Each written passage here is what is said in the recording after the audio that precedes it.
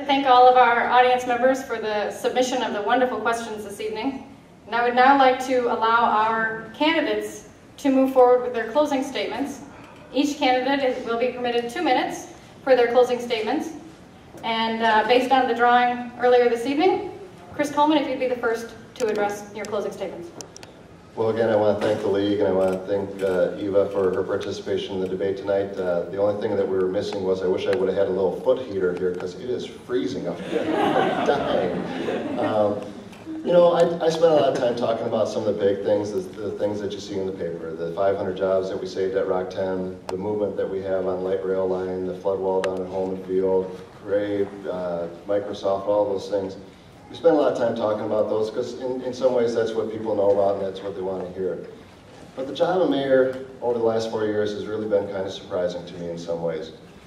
And the most surprising aspect of it is what you can do for people that you meet.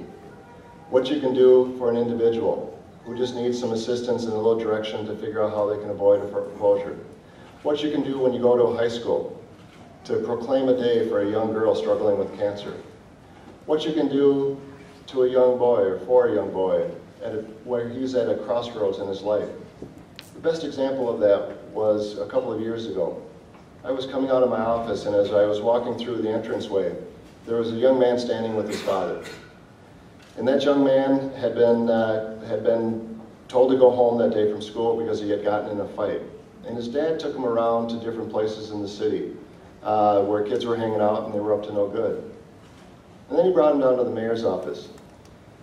He was trying to convey to his son there were 2 paths that he could choose. So I brought the child into the office. I had him sit in the mayor's seat.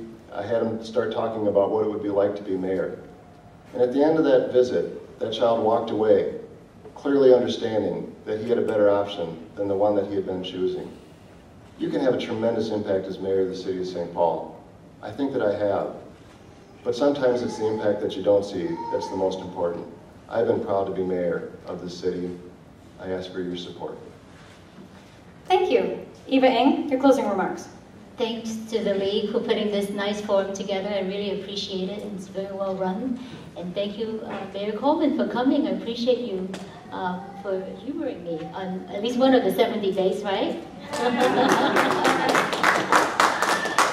In closing, citizens of St. Paul, we face a time of economic uncertainty. Unemployment rates approaching 10%, businesses fleeing, and residents leaving. As a result, we have nearly 30% office space vacancies downtown, an estimated 2,000 to 4,000 foreclosed or abandoned homes, and a much heavier tax fee burden on each resident and commercial entity. I am running for mayor of St. Paul because I believe that my experience over the past 30 years in turning around difficult situations, making the most out of every dollar, and influencing others to right the ship is exactly what St. Paul needs at this specific time in our history, in the mayor's office. We must pull St. Paul out of this downward spiral by first freezing the property tax rate and fee increases, followed by finding ways to reduce them. We then have to create jobs. We have to also ensure that our neighborhoods are safe and secure.